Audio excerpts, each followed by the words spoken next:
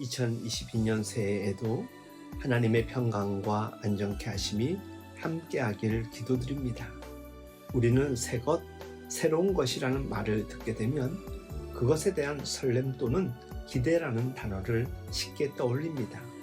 지난날 오랫동안 묵었던 겹겹의 때를 벗어버리고 모든 것이 새롭게 시작되는 것, 이 사실 하나만으로 우리는 새로움을 통해 설레는 기분을 느낍니다. 그래서 어제와 오늘이 별반 다르지 않음에도 불구하고 2022년 새해라는 이유로 설레임과 기대 속에 하나님의 복이 함께하기를 소망하고 있습니다. 사실 지난 만 2년 동안 지속되어 온 코로나19 때문에 새 것이 주는 설렘보다 걱정이 앞서는 것이 사실입니다.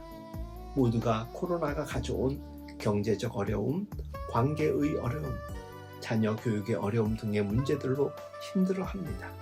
옆 사람이 기침만 해도, 아침에 일어났는데 몸에서 열만 나도 혹시나 하는 불안감이 마음속에 찾아오지 않았습니까? 많은 사람들은 세상을 통해 평안함을 누리기를 원합니다. 그래서 세상이 자신들의 생각대로 진행되지 않을 때 이처럼 불안함을 느낄 수밖에 없습니다. 그러나 사랑하는 여러분, 결코 불안해하거나 두려워하지 마시기 바랍니다. 어떠한 상황이나 환경이 우리 마음을 불안 속에 갇히게 할 수는 없습니다. 예수님은 나의 평안을 너희에게 주노라 라고 말씀하십니다. 그리고 이 평안은 세상이 주는 평안과 같지 않다라고 하셨습니다. 그렇습니다.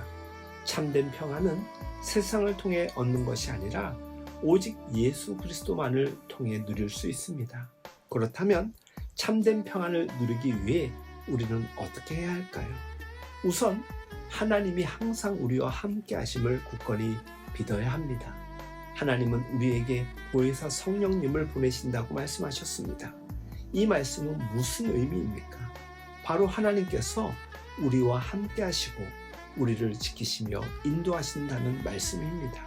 마치 어린아이가 부모님을 보면 두려운 마음이 사라지듯이 나의 곁에 계시는 하나님을 바라보고 믿을 때 우리는 참된 평안을 누릴 수 있습니다. 또 하나 중요한 것은 하나님이 우리의 능력 되심을 믿어야 합니다.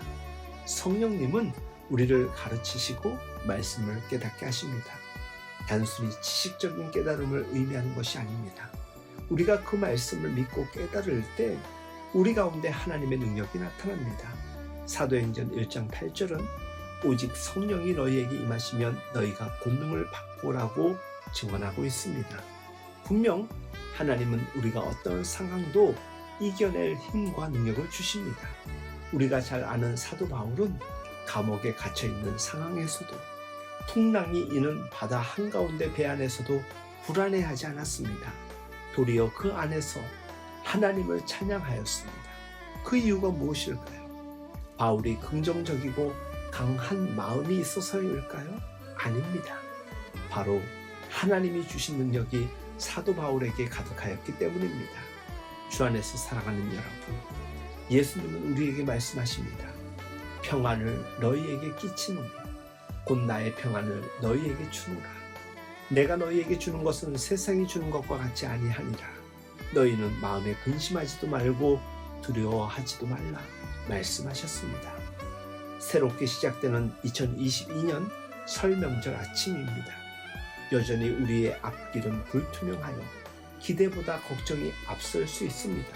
그러나 하나님의 말씀을 마음에 새기고 우리와 함께 하시는 하나님으로 말미암아 모든 두려움을 극복하고 참된 평안을 누리는 올 한 해가 될 수 있길, 우리 모두가 되기를, 우리들의 가정이 될 수 있길 예수님의 이름으로 축복하며 응원합니다.